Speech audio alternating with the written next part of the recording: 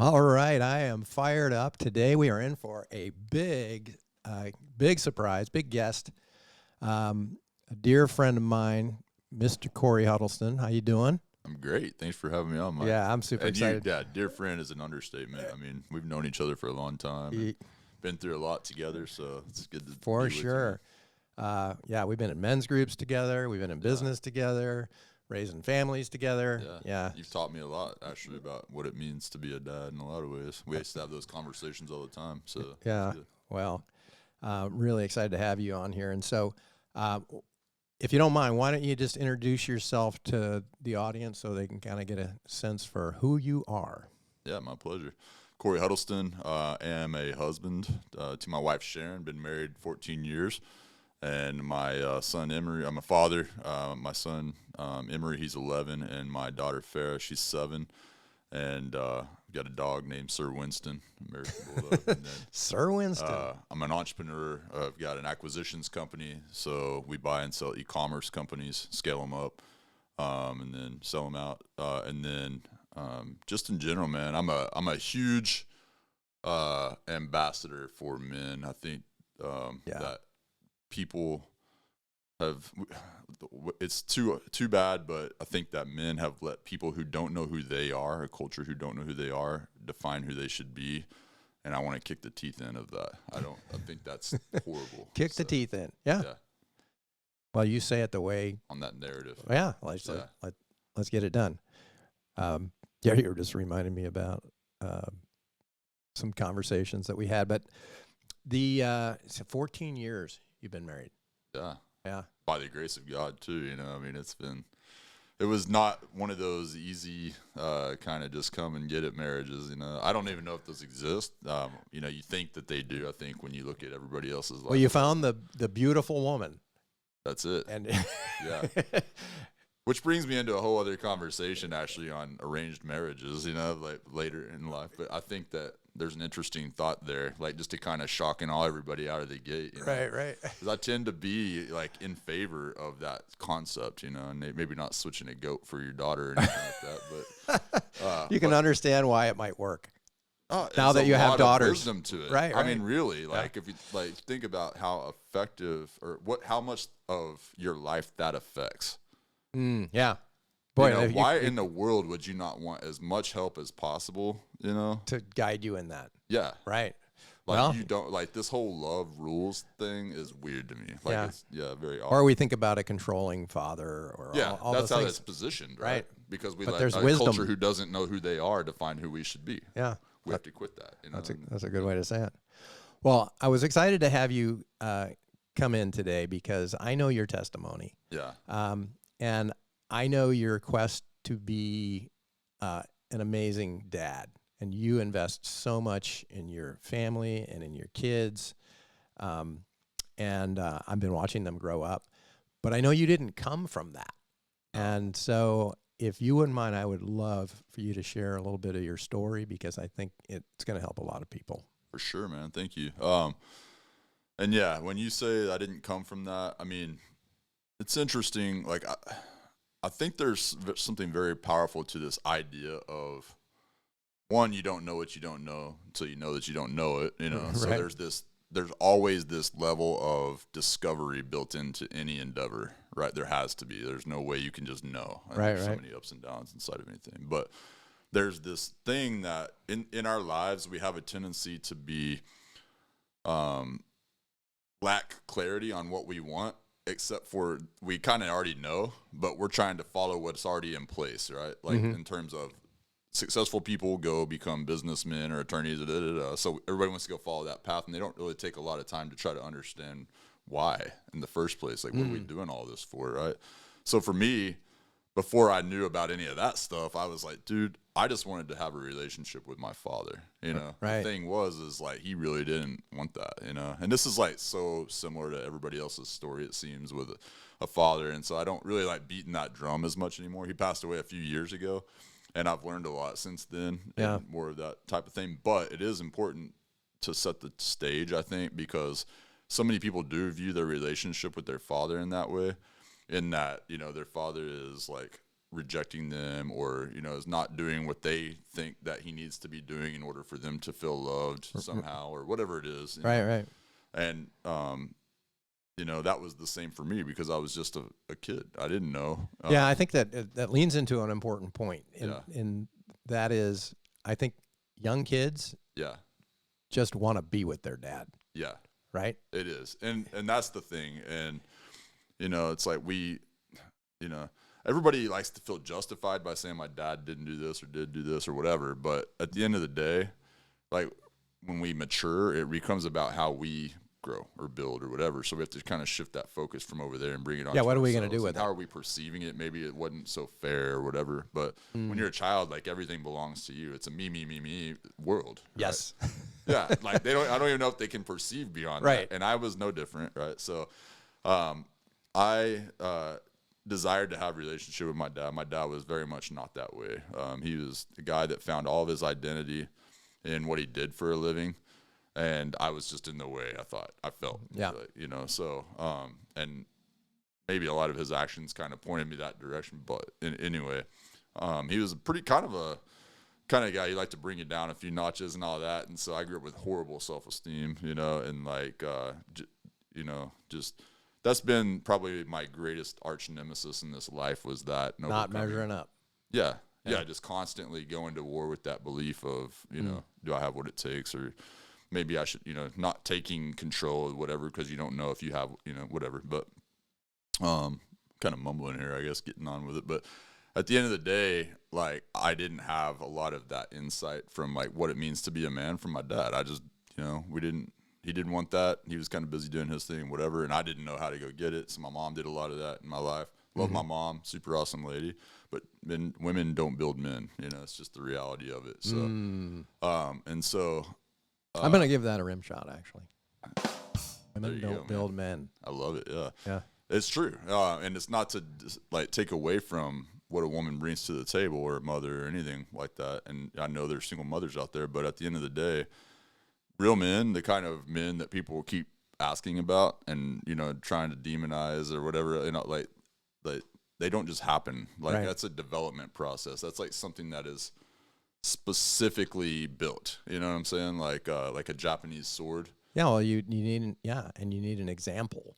Yeah. Right. This is why women. Well, somebody has to have an idea of what that looks like, for sure. Yeah. And then you have to go through the fire, and then you have to get beat and folded and beat and folded and heated and beat and folded and heated 1,000 times, right? Like a Japanese sword. And then you're purified. And then the artist can engrave you, you know, and leave you with this magnificent piece that is both for destruction and beauty. You know what I'm saying? And that's really the essence of a man, you know? That's really good. Yeah. Destruction and beauty. Yeah. I mean, you have the capacity for either, right? So yeah, because there's men that don't fight, but the reality is you can't. That's true. And, you're just... in their mind they are, and that's the problem, is we let our mind kind of take hold of it and then build this reality that's not even true. Right. And everybody's fighting for that reality, and they forget to take a step back and be like, but what's true about all of this? Yeah. Like, because if I'm kind of chasing anything that's not true, even a half lie, I'm still believing a lie, and it's going to take me off course somewhere in my life. So as hard as it is, we have to be able to go face to face with who we actually are in this life sometimes. Right. Always, really, the more you can do it, the better your life turns out, because it's just a purification process. But anyway, being able to go to war with that is the kind of the essence of masculinity, right? And going into that. Anyway, grew up in Amarillo, Texas. Was a horrible student. I didn't even graduate high school. I think I could go into stories on that. I just won't even do it. It's going to make everything way longer, right? But I got into working construction at an early age, you know, like I think I was maybe 17 or whatever. Started doing that, and I liked it. I was good at it. And my buddy ended up, his dad was going to be moving down to Dallas-Fort Worth and starting his own air conditioning HVAC company. Yeah. And I was like, I want to go. Like, and I was like, I mean, it was just one of those things. I was just like, I made a decision like that. It was like a day, and I was like, let's go. I'm out of here. Yeah. And so it was just like this. We figured it out. We were able to kind of, it was an interesting living experience. First, we stayed with his sister, or his sister-in-law or something like, I don't even remember what it was, and then her husband. And then we ended up getting some trailer house out in Paradise, Texas, dude, and 3 dudes living out in the middle of nowhere and drinking whiskey and just like barbecuing every night and working hard every single day in the Texas sun. And I mean, it was like a brutal existence, but it was super fun. A lot of memories on that. But kind of felled my way through high school, went into doing that. My life is on a very high, trajectory towards nowhere. So, but you're going fast. Yeah, but I'm going fast. Exactly. Thing is, I was like hyper curious, right? So, ended up getting a job at this place in Fort Worth that was called Purina Mills, and I'm working 5 at night till 5 in the morning, 6 to 7 days a week. I mean, it was Man's to job. me, that's what men do, though. Right, in my head, right? Yeah. Like you work yourself hard and ragged, and then it's just what a good boy does. And it's like kind of some toxic thinking there, but anyway. I'm going out. One of the random nights we got off, I ended up running into this dude at a bar that we used to hang out at, and a buddy of mine, he worked there behind the bar and everything, so we'd get cheaper drinks and stuff. And I talked to this guy. He's wearing this really nice suit, and I was like, dang, what's up with this dude, So I started talking to him and trying to figure out what he does, how'd he get there? I was like, hey, what's a book that you've read or whatever? And I don't even know why I asked that, but because I didn't read books, I think the only book I had read like cover to cover was like Green Eggs and Ham or something as a kid, and he's like, man, you really ought to check out Rich Dad Poor Dad. That book will change your life. And I was like, Rich Dad Poor Dad, what is it? And so on a whim, I guess I went out and bought the thing and read it, and it was something that I read in like 2 days. I didn't even know that was possible, for me. You got absorbed. Yeah, it was just like I Speaking didn't know there were books out there like that. Yeah.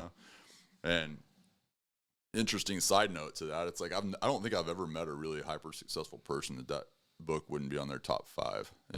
Right. It's been that influential in a lot of people's lives. So I went and bought that book, and it just shifted something in the way that I started to think about everything. And I was always entrepreneurial, I think, and like I was driven to have, and I kind of saw myself there. I had that feeling of greatness inside me, but I didn't know how to execute on it. And I was at odds with my identity because I had been basically conditioned to believe that I was just in the way. And it was like more of a, I had the capability, but didn't, know if it was like, and I think a lot of guys are like that, unfortunately, right now. So, right. There's an idea, but it's out of reach. Yeah. It's always for somebody else. I don't know how to, I don't know how to. And then we become dopamine addicted to the idea phase. Right. Yes. And so that is that's hard right there. It's a hard thing to beat. So anyway, thinking is not doing. It isn't. Yeah. And it's the hardest thing to learn. And, there's always going to be something to think about. And honestly, if you're overthinking it, it's probably going to be about 5 to 10 times less hard than you think it's going to be. And if you're not thinking about it at all, it's probably going to be about that much. Yeah, you're going to screw it up anyway. So just get started. Yeah, exactly. Right? Yeah. And you're going to look like a fool, and you're going to be, there's a chance you go get sued, and there's a chance, all of that stuff. I literally just was having this conversation with a guy that I worked with on some projects that we did together in the marketing side, and then not with Lure, but anyway. But yeah, you're going to have to risk if you want good things, you got to go get them, man. And, it's kind of unfamiliar territory for a lot of people. So there's going to be some missteps, Yeah. And that was not with, that's just for life in general. So how hard do you want to play, And that really was the question that I started to ask myself after that book, and it was like, I was working 5 at night till 5 in the morning in the night, Yeah, you were telling me the pages were black. Oh, yeah. I mean, I was devouring it. Yeah, hands. My hands were filthy. I'm reading that book, and then I got addicted, and I went and bought his other one, and I did the same thing. And it was just like something about that series was like speaking to me. I started like reading the business section of the paper every night because I thought I was the next Donald Trump, and all these things. I mean, it was kind of interesting, but I started to see these patterns in the way that businesses were being done, And at the same time that I was my mind was exploding around this concept of what's possible. There was this guy that worked there named Michael Murphy over at Purina Mills, and he worked that same kind of like 11 at night till probably 11 the next morning or whatever, a little bit time different, but awesome guy. It was interesting about him is he would always get nervous to talk in front of crowds. He didn't like being invited. He was very, to any events. Yeah, very introverted. Yeah. And he would tell me his stomach would start to turn whenever there was more than like 3 people that he didn't know in the room or something like that. And he would come and start talking. He was a relatively new believer.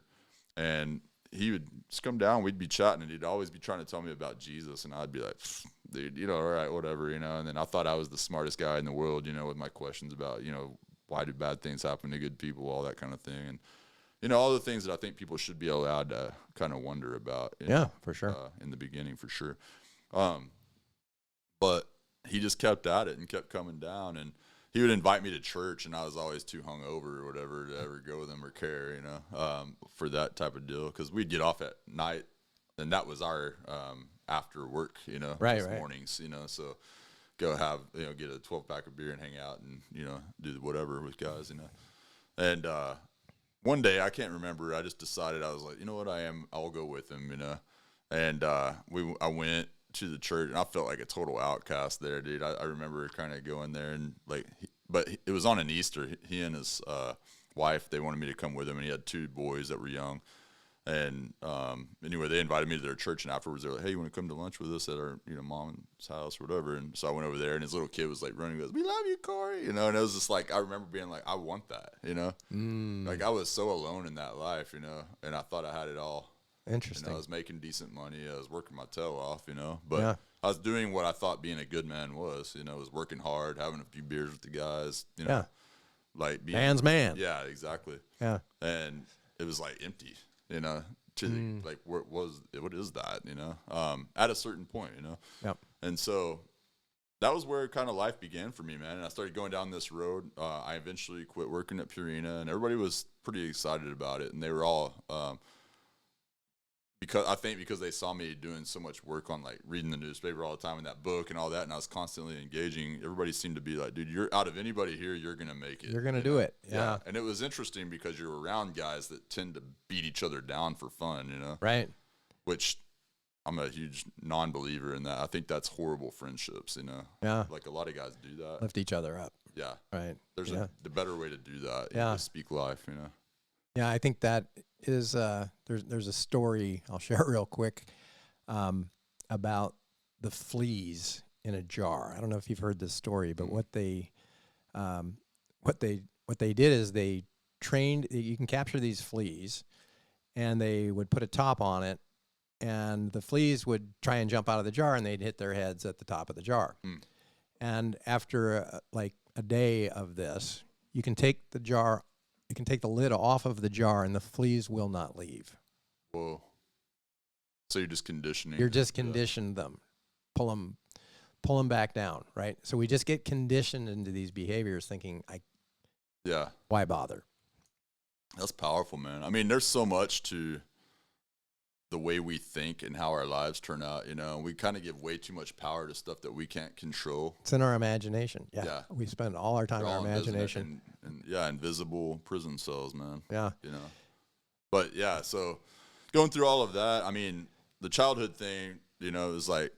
So you read the book. Yeah, I read the book, went out, started kind of going down my own road, you know, of like, what can I do? How can I go down that road? Eventually ended up starting a marketing agency. Yeah. That was called Lure Studios. So what happened with the church? Take us back real quick. So you went to church. Oh yeah. You saw the you know, the kids, and you were thinking about your life. So so I went to that, and it took me a little while to kind of transition my thinking, because I was, you know, at the time just used to just being a wild child. Right. Wasn't like, oh, tomorrow I'm putting on the white robe. I mean, it was, this wasn't one of those transformations for me, you know. It was a slow. Yeah, it was definitely more methodical. And again, kind of going through, you know, some of the belief systems I had. I would drive by churches before I ever went to that, and I just felt like, I was like, those are for people that are better than me. You know what I'm saying? Oh, really? Interesting. Yeah, that was my view, literally, of like, better than you. So not even like, I don't want to. Yeah, I'm not allowed to go there. Like, that's for people who are a different elevation of life, you know. Interesting. Yeah. Yeah. So it was a weird. That is beaten down. Yeah, that's what I'm saying. Yeah. It was like a very. Anyway, and I don't want to blame that on my parents. It was just something that I had to deal with. Those were your thoughts were. Yeah. Yeah. And so, but, you know, I started doing that and conditioning my mind. The thing about the Rich Dad, Poor Dad thing is like going back to that, like, because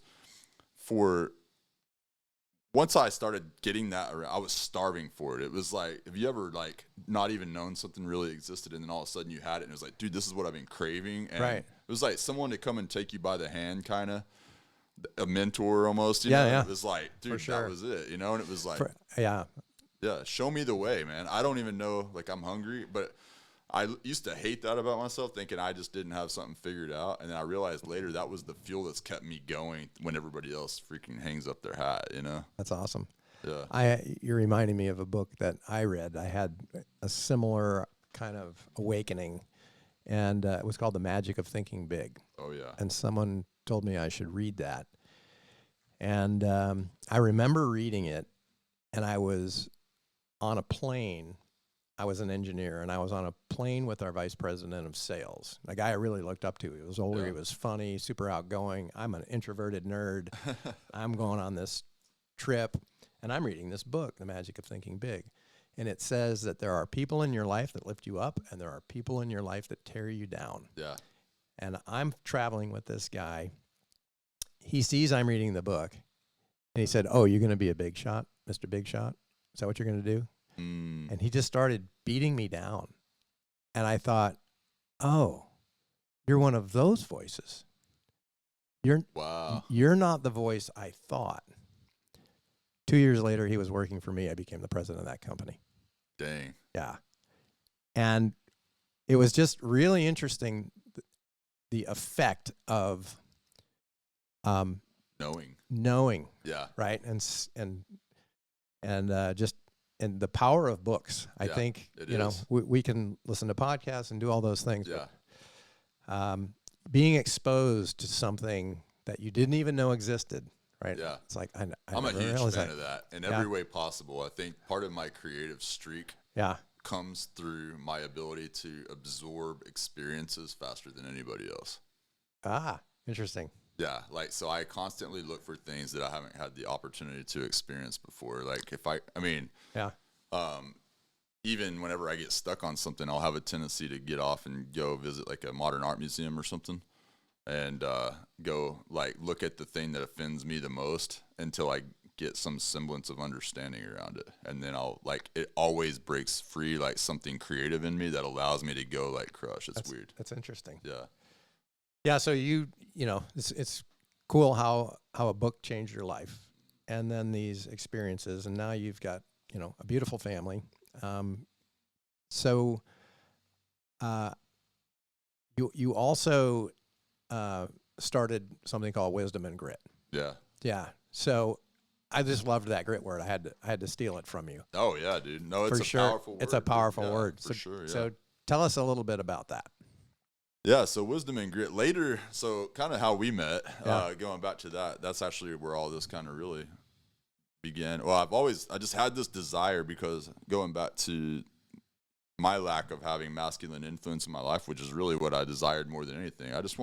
I think what I wanted from my dad was him to come along and show me how to be successful in life. Mm-hmm. And I think I held him to that standard when he never really knew how to do it for himself. He was figuring it out along the way too. He just didn't have the ability to communicate it with his own mouth. And that's the thing I think most men struggle with, by the way, is that they have things to say, but they don't practice the art of communication, which is a skill, and it's a very valuable skill. Like whether you're negotiating or selling or whatever, but it's also used for communicating things to your children, right, and to your wife.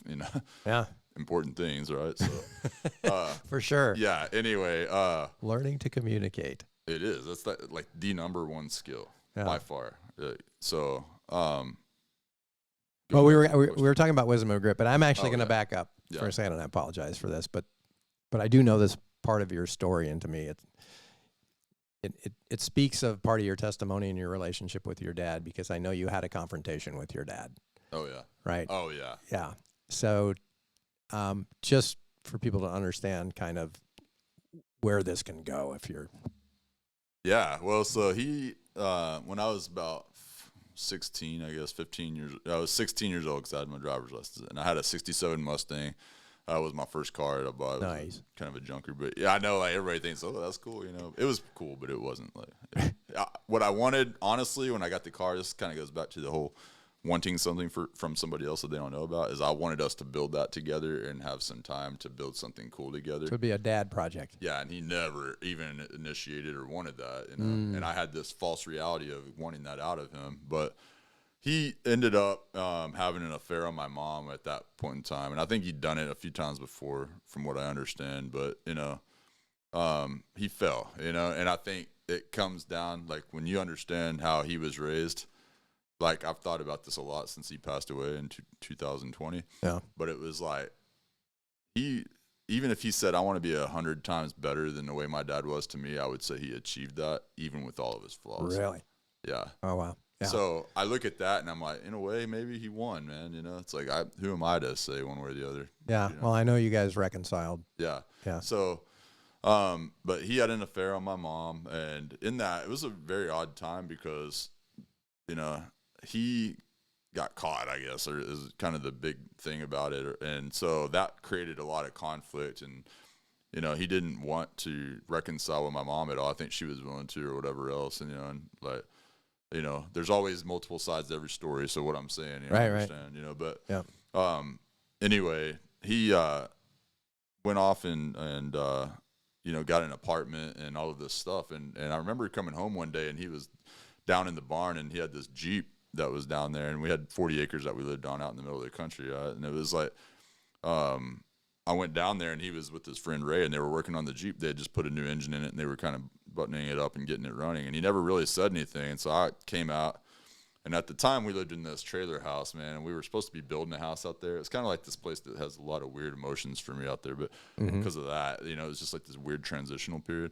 But, he drove away, dude. He got in the Jeep, and then, like, they finally got it running. I was like, oh, I guess they got it running. I was outside in the front, and then I looked down, and it was like, just watch him drive away. She goes, yeah, he got an apartment in town. And I was like, what? He didn't even say anything. You know, he was driving around. Like, so, like, 2 weeks later, he comes, and he's, like, just loading up this trailer that he got to furnish his apartment. And I'm like, that's not happening. You know what I'm saying? Like, Oh, wow. Yeah, and so I walk inside and I grab my gun and I came out and I put it up to his head and I was like, you take one more thing, I'm going to blow your damn head off, you know?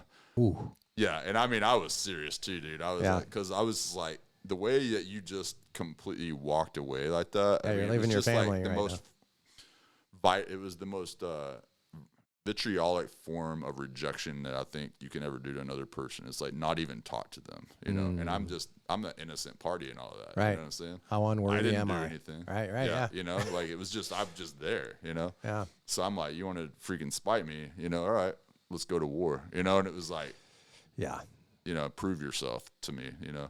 And at that point, I think that's where it gets dangerous, right? Because then you've got kids out there who are cutting themselves and doing all that kind of stuff, you know? For me, I was like the wild. So it was more like, how do I feel life? You know, so I became addicted to like adrenaline environments, you know, so it was like jumping out of airplanes, riding bulls, you know, chasing women, drinking and driving, like all the crazy That's stuff. right. You were a bull rider too. Yeah, all of that, you know, so it was like anything I could do to get a rush, man. You know, it was like, that was how I felt alive, you know? And so, you know, like from that moment, and there, you know, there was a couple of other conflicts. Like I drove there to go fight him, you know, in his apartment one time, and like, you were what, 16? You said? Yeah, yeah. Oof. I mean, I had no, like, I didn't mind getting hurt, you know, like it kind of became like that because I was already hurt so bad, you know. It was like, I think that created this weird, like,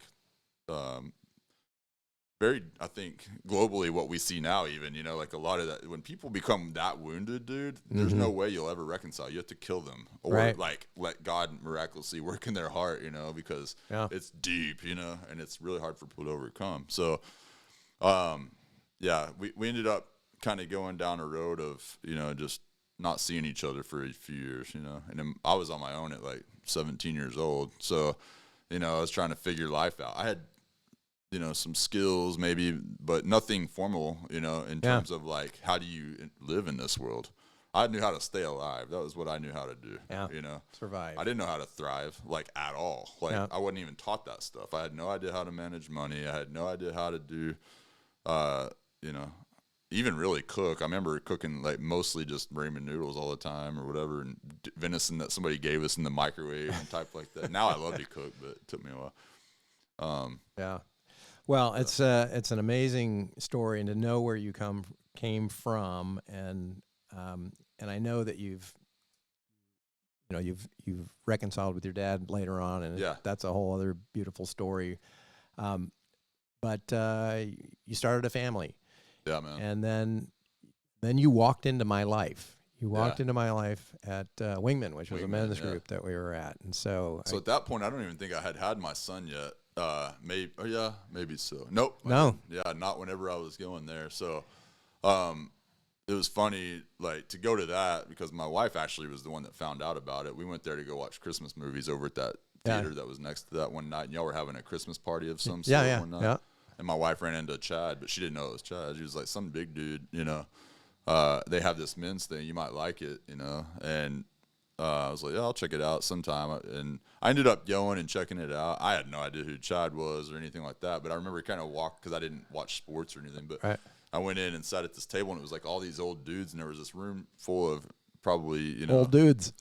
Yeah, I mean, it was like just, you know, older gentlemen that, like, were successful in life. And I was like, dude, this is like that pot of gold at the end of the rainbow that they always talk about, you know. I was like, this was what I was looking for. And so, you know, like I started, and I had already been plugged into other men's, like, kind of geared stuff. But that right there was more, like, I was looking for mentorship, you know. Right. A way to be around guys that had been there, you know. And so, ended up just going. And I remember specifically when I first started going, I was like, hey, how can I help this grow? And, like, I think I was talking to Fredo about this, and he was like, don't worry about that, just come. And I was like, no, I'm going to help out, whatever I can do. Yeah, so and you jumped in. Yeah, I just showed up early the next time and started greeting at the door. Yeah.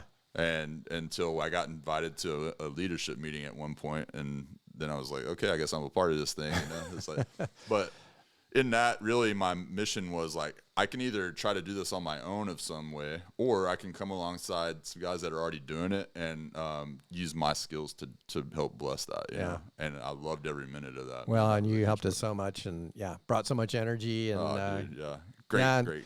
Yeah. It's hard to find places where it's multi-generational like that. It is. That's really what it's about, man. Yeah. So, like, you're hitting on something. It's ecosystems. Like, dude, I've been such on a kick of ecosystems lately, man. Like, so are you familiar with the Yellowstone National Park? Like, that was the first national park ever. Yeah, but I've never been there. But okay, I haven't either. But like, so back in the late 1800s into the early 1900s, this will really appeal to a lot of these fathers that are listening, because what we have to do is we have to start building ecosystems for our families, you know, like to exist and understand there are ecosystems as men, especially typical type A fellows. You know? Yeah. Well, we're like, everybody fits into this thing, and that's the way it is, you know. It's like, and it's not like that. But all these wolves were assassinated basically in that early period because they were a threat to farmers and stuff that were around the area, but also to visitors of the park. And so they started shooting them all, eventually leading them to complete annihilation by the first part of the 1900s. And so since that time on, like, all this explosion of population of deer and elk and all of this stuff started to happen. Because there's no no wolves apex. killing them. There's no apex predator. Right. And so they end up in 1990. What that did, though, is it created all kinds of erosion problems and, like, you know, what are they? Inbred type, you know, scenarios, and it killed off all these fish and stuff that were only local to that area because the waters were getting muddy and they were receding and all this because the deer were eating down all the vegetation and the elk and all that. And it created a whole host of problems and all of this. But in 1995, this group of scientists got together and they were like, let's see about reintroducing these wolves. And so it was like one of those career enders, though, if it didn't work. So there was not like, hey, this will be fun, let's do it. It was a legit decision to be made. Yeah. Well, they ended up doing it, and it ended up bringing everything back to balance. Oh, wow. Now, think about that in terms of, like, our own lives, man. It's like, you're a really, really smart guy. You used to be able to break down, like, technology stuff that I'm just like, what is going on? And you're like, oh, yeah, da-da-da-da. And I'm like, oh, yeah, okay, that makes sense, you know? Like, so, but it's like you capture big ideas and make them simple, right? So it's like that type of thing needs to be integrated into how we live our lives. So I've started living my life, like, with what I call the grade 8, you know? It's like I just pick 8 guys, try to anyway, and that are, think of it like tentacles on an octopus. This is actually where this came from, right? So, but being able to stick your hand on something and know that the hand knows that you're not just going to force it into a blender just to watch it die. You know what I'm saying? Like, it's you're watching out for that hand and the other hand and the other hand, but each of those hands offers you a different sensory feedback. So you need people around you who think differently individually than you, but also individually than each other, but that care for you as much as an octopus would care for its hand. For its own hand, yeah. And so that's really interesting. Yeah, and I've found that to be really hard to accomplish, because to find that type of guy is and have those relationships that are like, I care about you that much. Exactly. That's what I'm saying. Yeah, that's a hard thing to foster. But here's the deal. At the end of the day, man, we're building a life one way or the other. Yes. Why not be a little bit on purpose about it, you know? You're bringing up a really good point. Being a business person, I thought of this a little bit different, but the exact same concept. To me, it was like, I need a board of directors for my life. That's what it is, a board of directors. Right? I need a pastor. I need a lawyer. But they need to care about you, right? You know? And that's where I think, like, it can't just be like, it can, you know, somebody you're just paying, and that's fine. But I'm talking about like somebody who's like a brother who, you know, is like, they would rather die than watch you get eaten up. For sure. Yeah. A board of directors in a nonprofit who aren't being paid. Yeah. Right? Yeah. Totally. It's like, yeah. They care about it's like they care about the mission. And if you're a person that lives on a mission, then you're surrounding me to help me accomplish my mission. Because we all have blind spots. We do. And I think specifically as fathers, or, you know, as men that are building things in general, but this isn't just something that we do, right? We need to be teaching our kids this concept.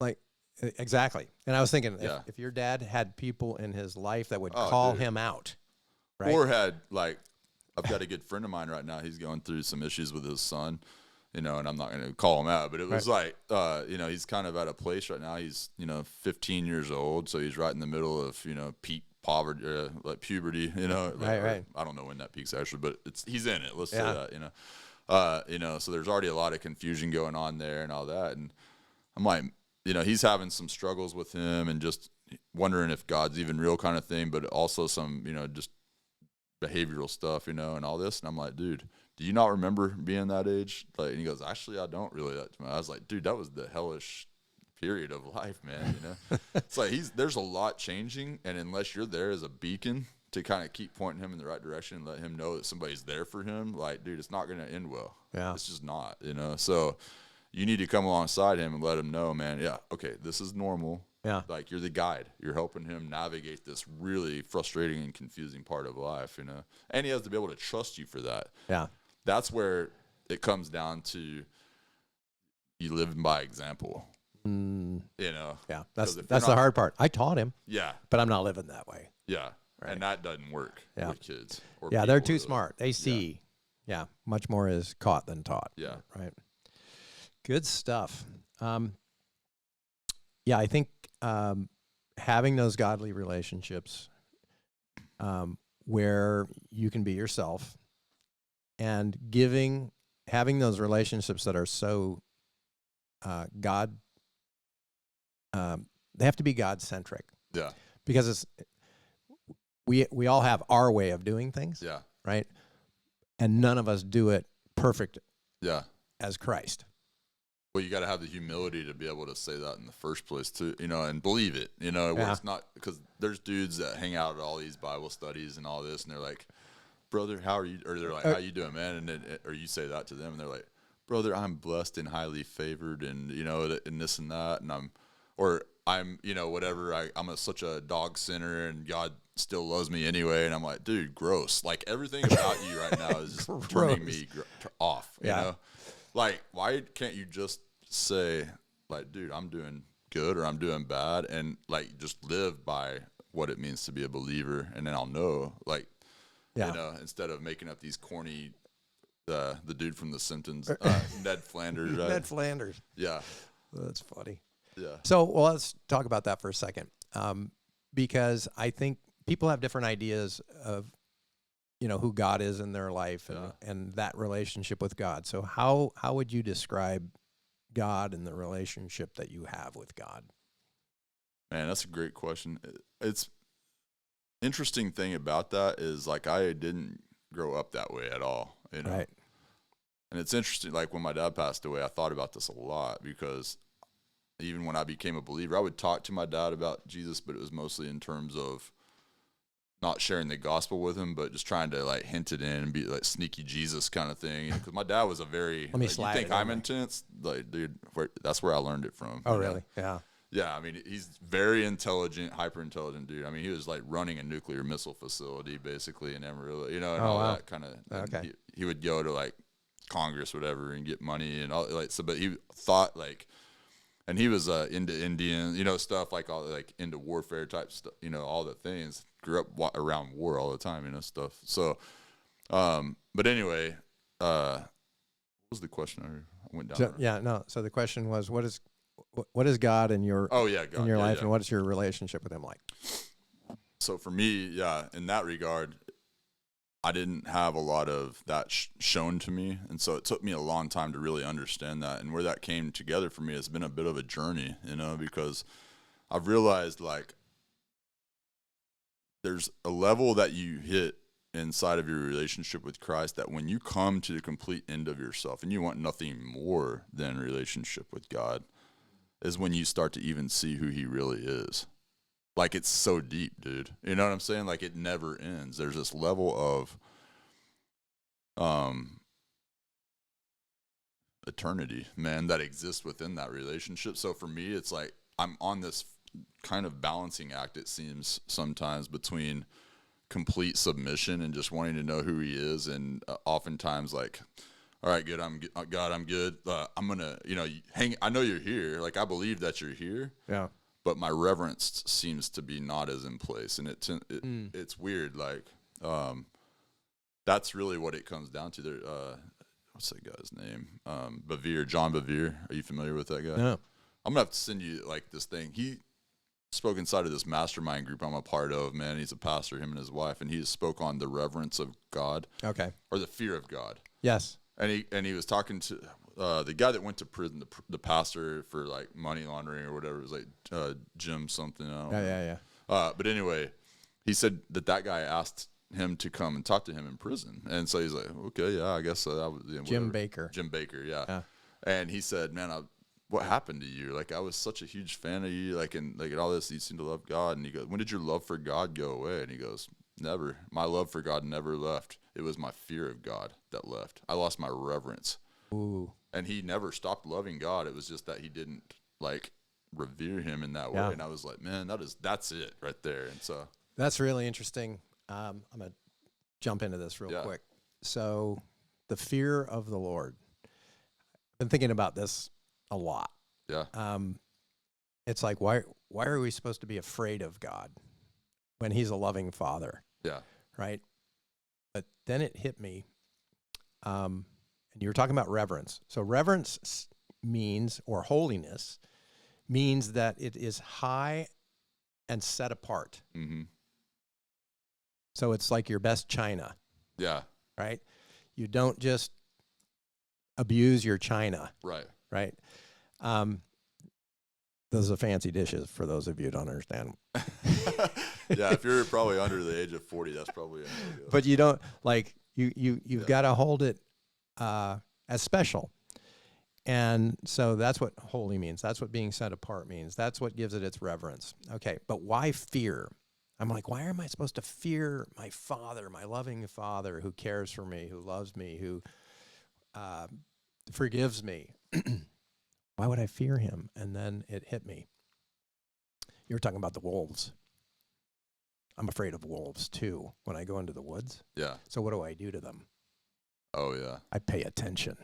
Yeah. That's what it means. Yeah.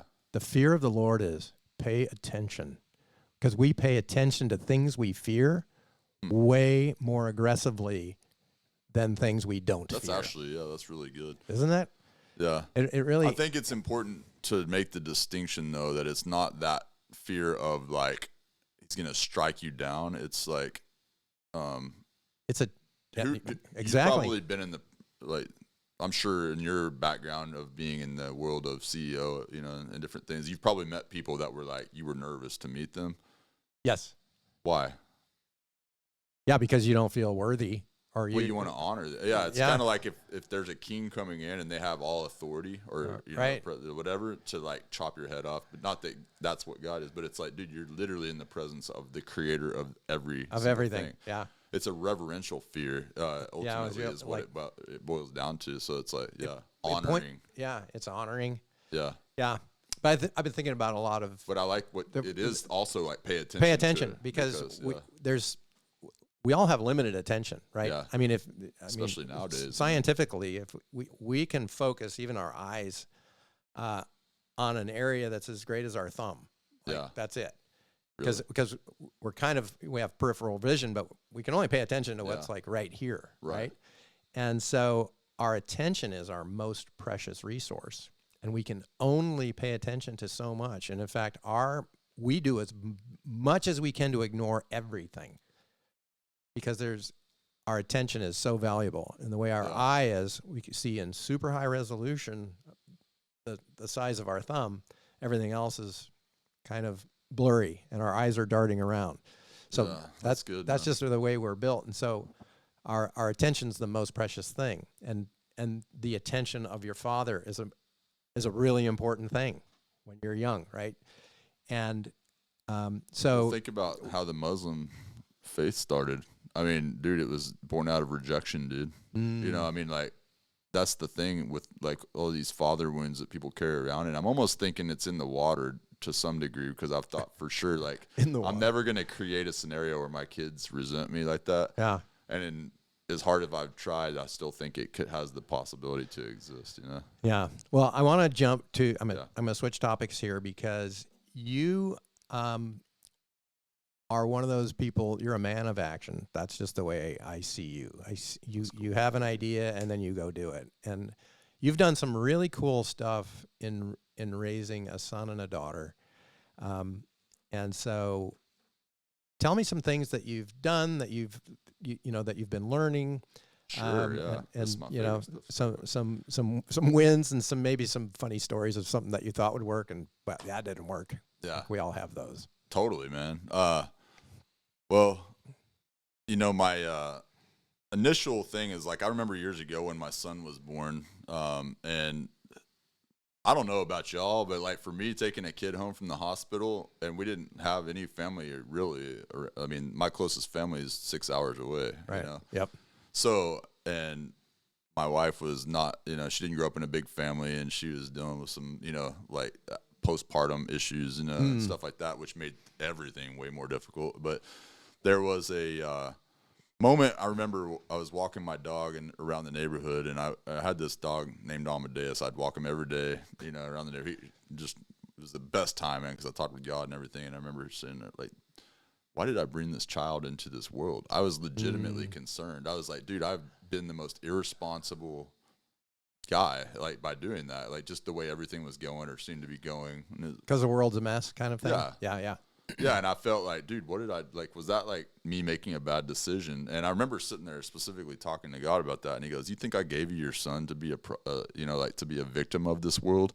I gave you your son to be a solution to it. And it was just, like, it shifted everything. That's a thunderbolt. Dude, it was like, boom, it just shifted my entire reality around how I was raising my son at the time. My daughter wasn't born, and I was like, all right, well, how do I do that? And then all of a sudden I went into this vision, dude, and I was standing in front of this nuclear missile, and I was arming it, and I weaponizing it, and I picked it up, and I threw it, and it went into the future, but when it blew up, it didn't devastate, it created. And so I came up with this concept of weapons of mass creation.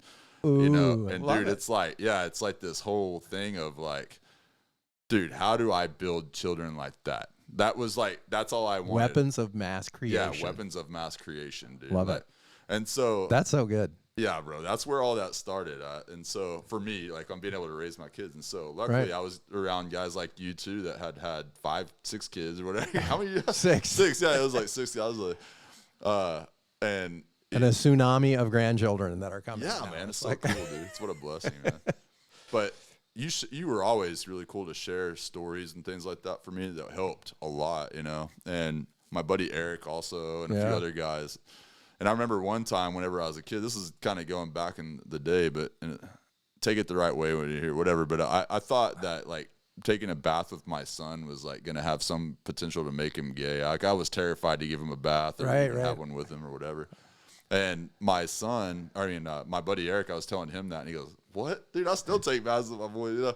And I was like, "What?" Like I'm like sitting there trying to like my brain's what is wrong with you? Like meltdown. You know, I'm like, "What is going on here?" And so he goes, "Dude, we have awesome times. Like it's some of the most fun times." I mean, they were young, obviously, you know, but like, so I started just. He's not 15. Yeah, exactly. Yeah, that'd be a little weird, but so.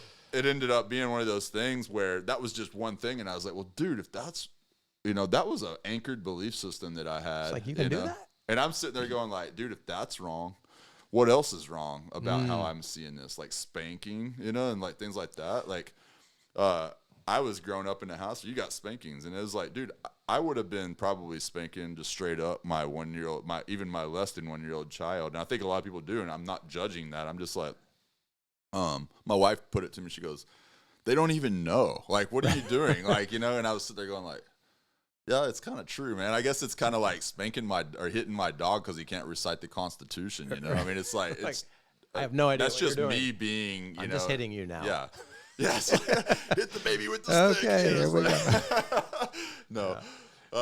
But so I had a lot of stuff personally to overcome just in some of that fundamental stuff. And I know I'm not alone on that because I've actually had a lot of conversations with guys about that, you know? Yeah. But anyway, going back to that, how do you do that? Like, dude, we had gone to the Wake Up Warrior stuff. And I remember his framework for doing stuff was body, being, balance, and business, dude. Yep. And I've always just been drawn to that because I like simple stuff, man. Right. You know, I'm smart. But I like simple things because I get confused easily or distracted easily. So I have to be like, boop, draw it in. Body, being, balance, and business. And I was like, that's the framework for building kids, dude. I mean, if it works for men, then it works for building kids. Body, being, balance, and business. Yeah. Okay. Well, so here's really what all that comes down to. Walk us through now that. We're going to get into this is where I geek out, right? So all right. How do you build the king?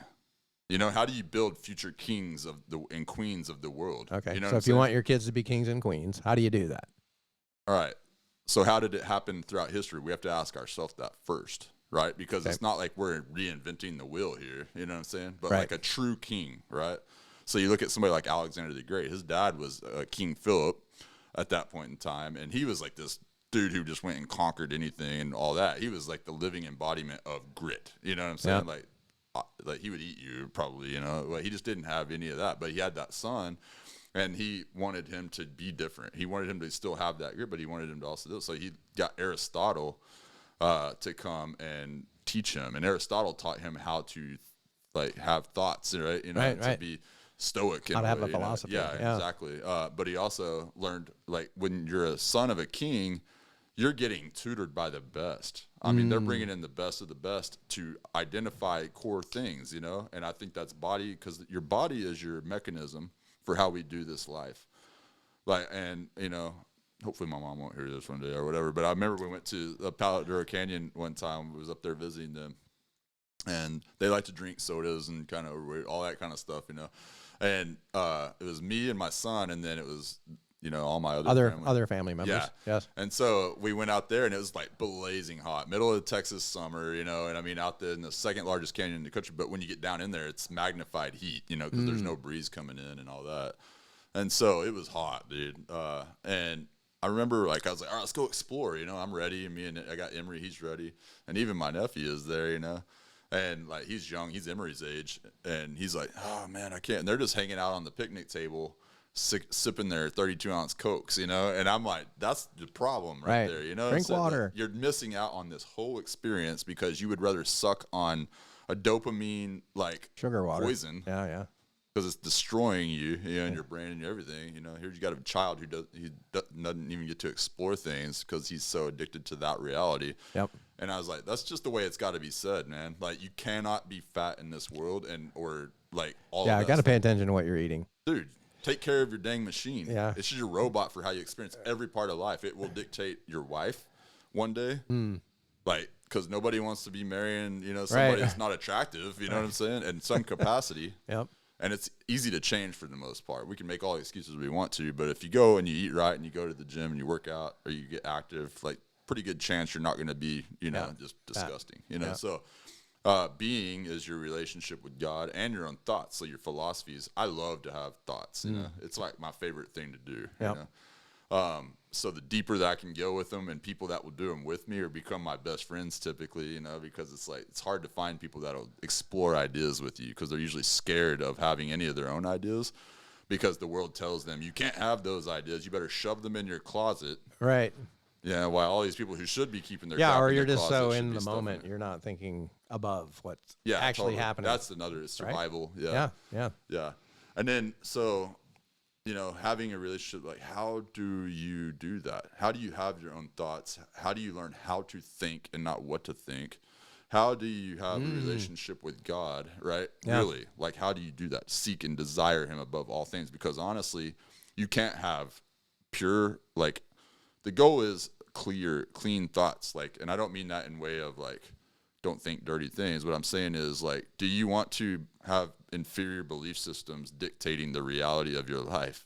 Right. And if you do, you're an idiot. Right. Like straight up. Like that's just, yeah. There's no point to that, So the other thing is balance, right? So your balance is your relationship with other people and what you do for fun. And so like, how do you, I'm thinking of this from a father to a son and a daughter, right? Yeah. I have to teach them how to build relationships with people and what kind of people to do that with. I mean, dude, starts with simple things like shake hands, look them in the eye, that kind of stuff. just typical things. But then like, that's the reality for my children. So they've grown up in it. So now I teach them things like, what kind of people should you be hanging around? And I know that sounds elitist, but it kind of is, and it should be. Well, if you want an elite squad.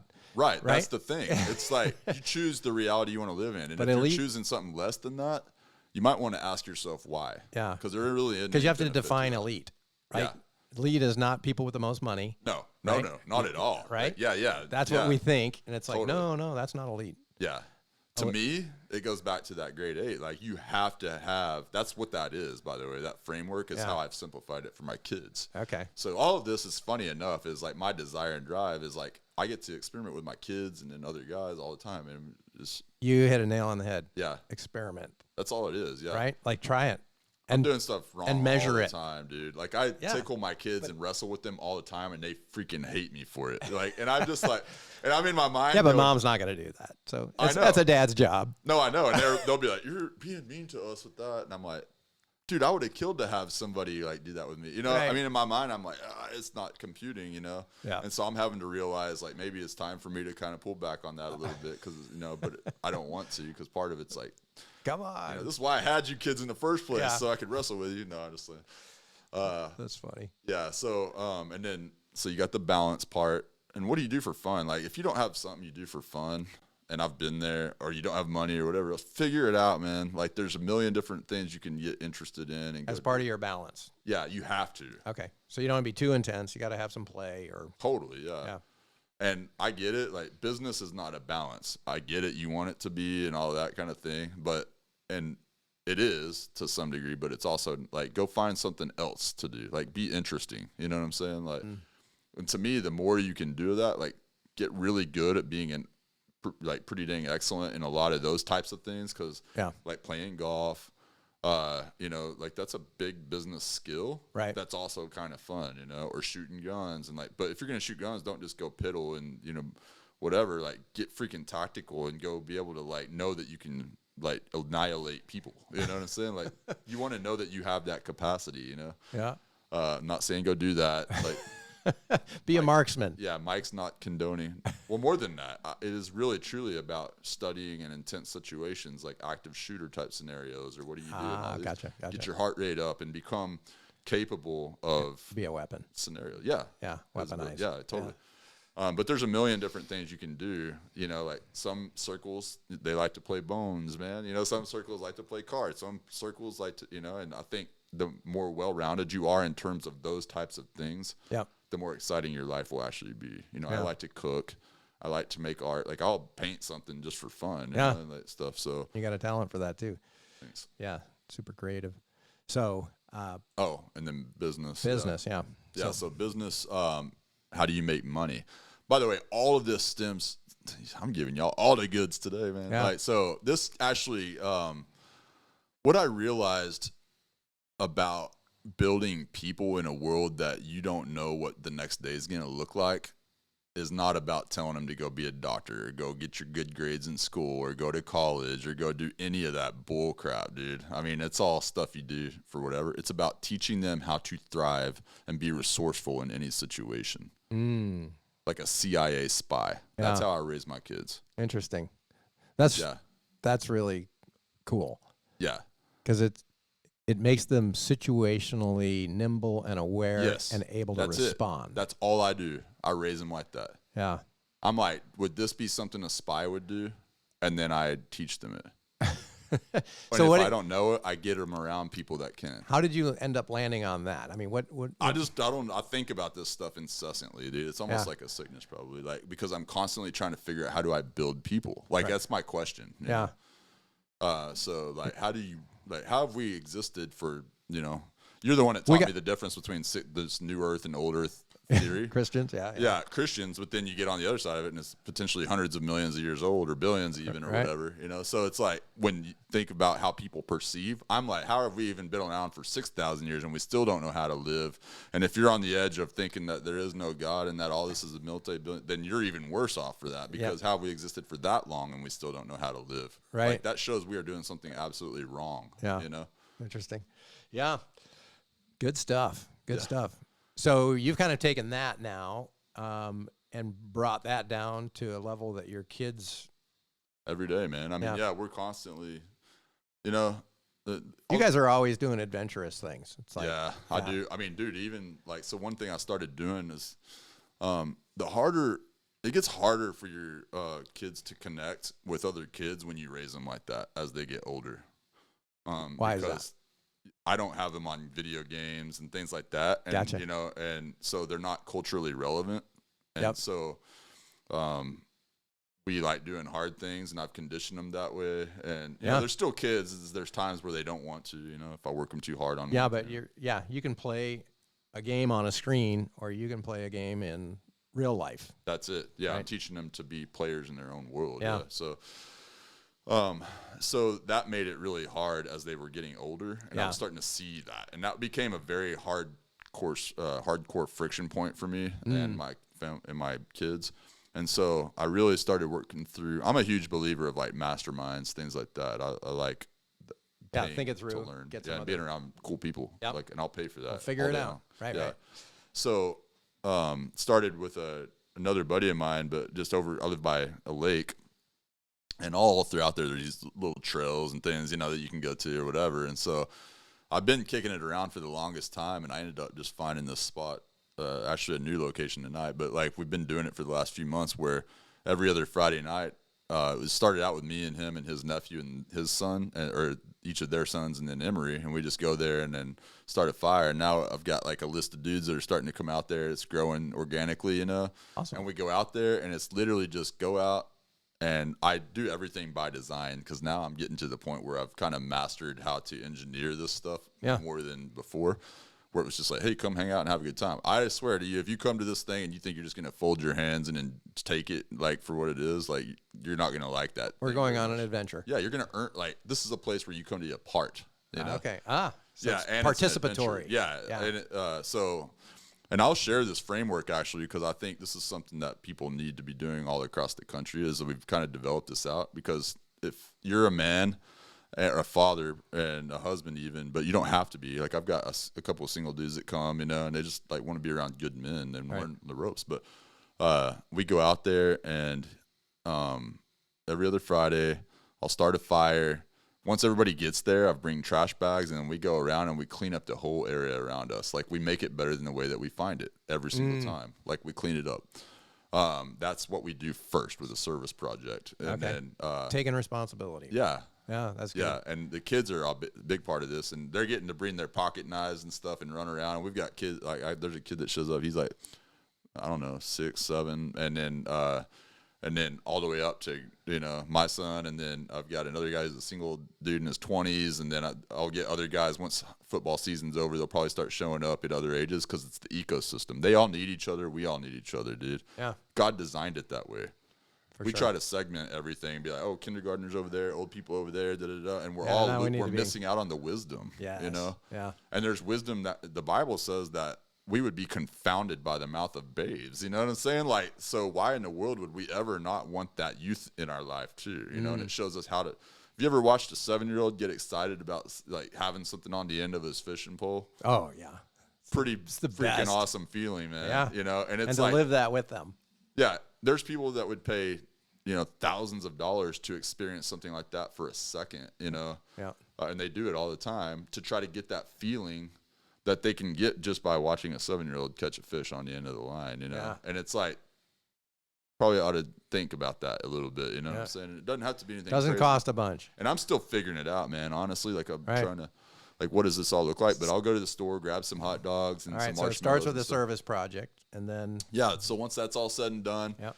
and they're running, I make them go get firewood. The boys actually just bought 2 hatchets on the way here because I let them run around with knives and hatchets and stuff, dude, and they think it's freaking awesome, you know? And it's... Like, we get to do this. And don't tell mom. yeah, no, 100%. And yeah, you want it to kind of be like the boys thing, you know? Yeah, So exactly. they get out there, and tonight's gonna be fun because it's gonna be cold as crap, you know, and like it'll be like good. But anyway, we'll go out in this new location. We'll get some firewood, bring it over. I got the fire going. We'll come over, break out the hot dogs, start cooking those, and we got these sticks we made and all that kind of stuff. And then somebody will do a message like tonight. I'll be talking about asymmetric being. Like, so usually I make every adult man that comes teach, and we're going to start doing that with the boys too. And eventually I'm going to start adding some like seer type stuff into it. Like, so survival, you know, resistance, you know, evasion, escape, teaching them basics. Like, this is like, if you had been born in an Apache tribe, like, dude, I'm going to teach you how to be a warrior. Cause these dudes were bad to the bone, dude. Apache warriors, like, they were freaking like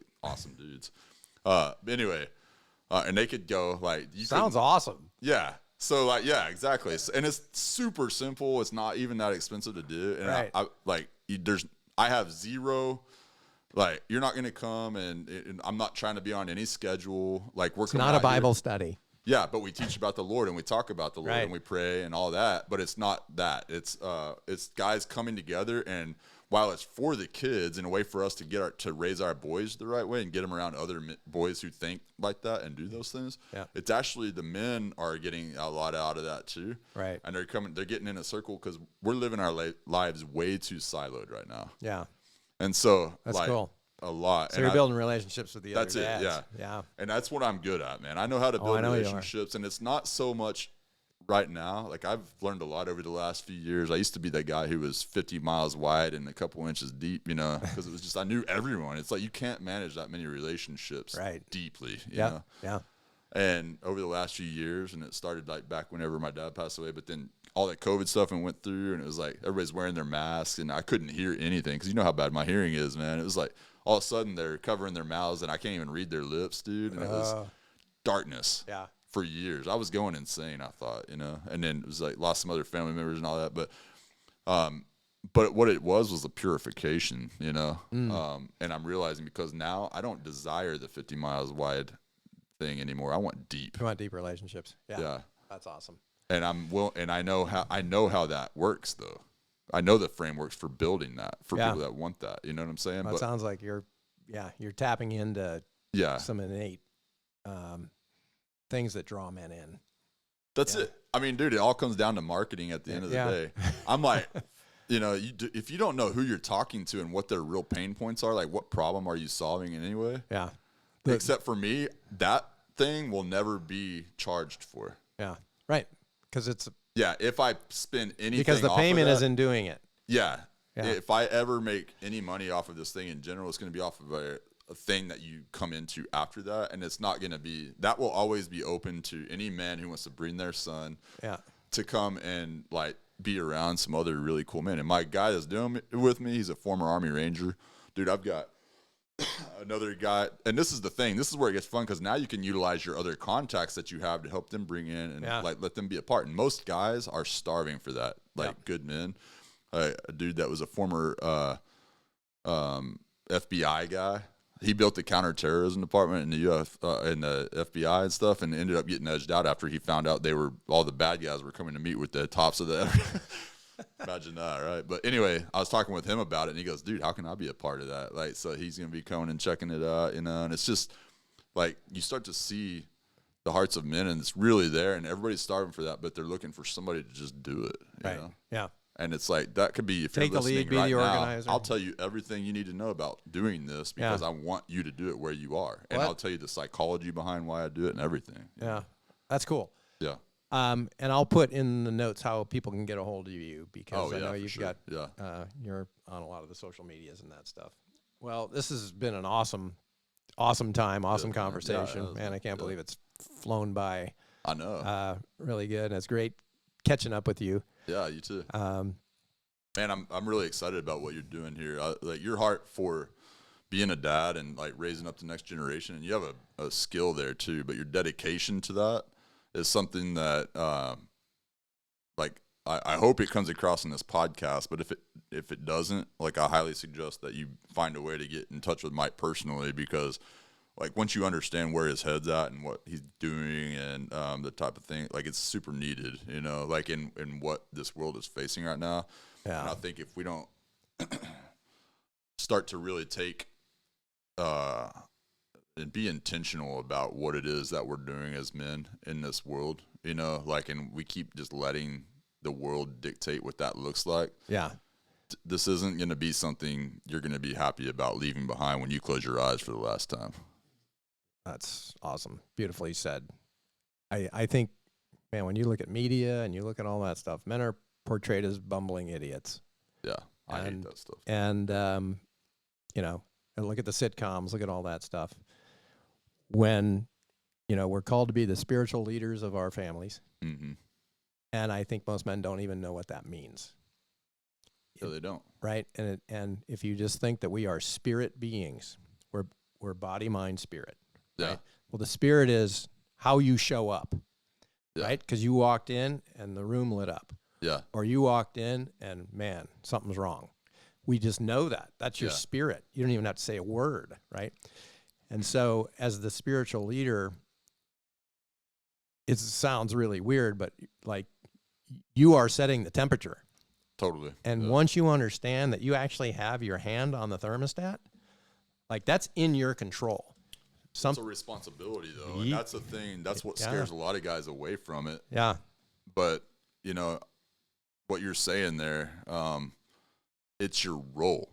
Like, that's the thing, is you're believing the lie, not embracing that. Yeah. Because your identity is who God says you are, not what you believe you are. And the reason you keep failing in this life is because you keep trying to define what that looks like for yourself, and you keep neglecting what God tells you about your role in this life. And when you understand that, you fall into authority, you know? Yeah. Like that right there is power. Authority is power, and it's not your power. It's the power of the one who goes before you and has created everything. There's literally nothing, you know, like when the Bible talks about you can ask for these things, or asking you shall receive. It's like when you're facing insurmountable periods in your life, you know, and you're trying to figure it out for yourself, like I do all the time. And I'm totally speaking to myself here, by the way. This is like someone whose mind is constantly trying to think through everything, like I've got it to figure out.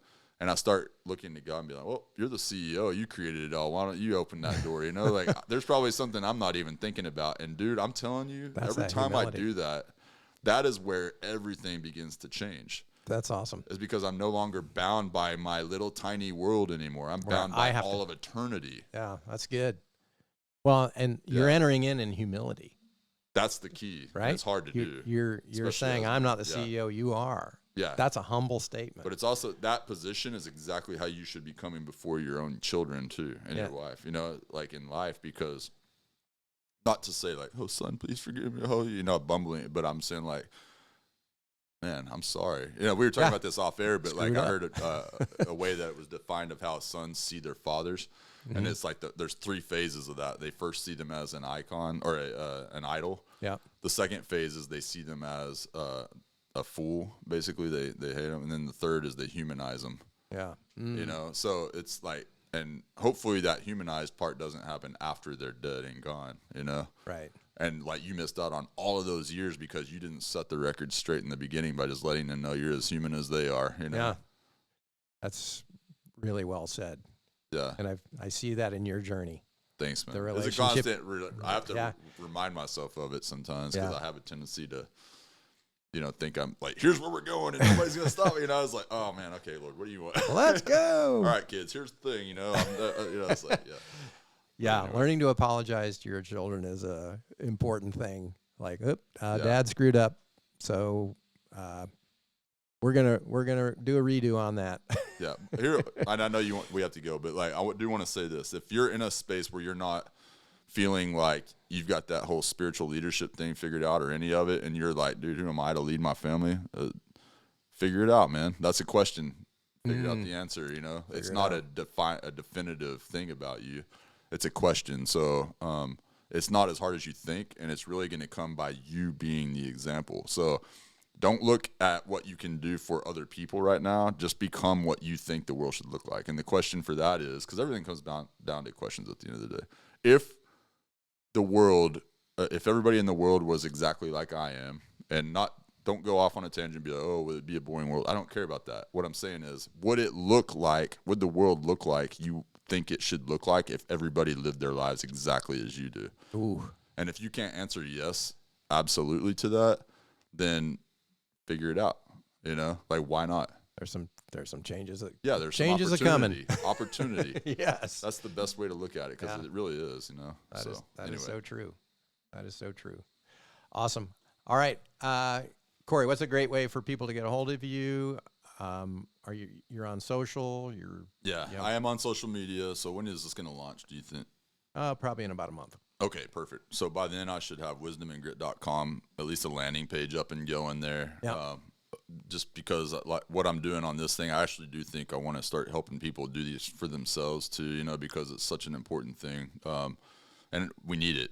Like being able to, I'm talking about the thing at the lake, but wherever you're at, like there's going to be some kind of adventure thing that you can set up. It's not going to cost you a lot. And even if it costs you a little bit, I guarantee you, if you come and you're like, hey, guys, could y'all help out on doing this? Like there's some guys that are going to want to see that thing work. Yeah. And they're going to be more than happy to do that, and they might be in a different situation than you. So let them do that too, because that actually teaches them to take ownership, but anyway, you can go to wisdomandgrit.com for that. My email is Cory@wisdomandgrit.com for that.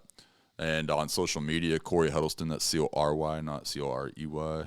Most people misspell that, but and anything Wisdom and Grit. If you see it, it's likely me because I don't think anybody else is carrying that. Awesome. Yeah, man. So, yeah. All right. Thanks for having me, man. Yeah, thanks for being here today. This was fantastic. We covered a lot of ground. Yeah. And hopefully it wasn't too all over the place, but I think you're engaging, so it'll be easy to follow. Thanks, man. Appreciate it. Thanks for listening in. Really appreciate you. And just as you go knowing God is good. Jesus has forgiven you. You are loved, and everything is possible. See you later, man. See ya.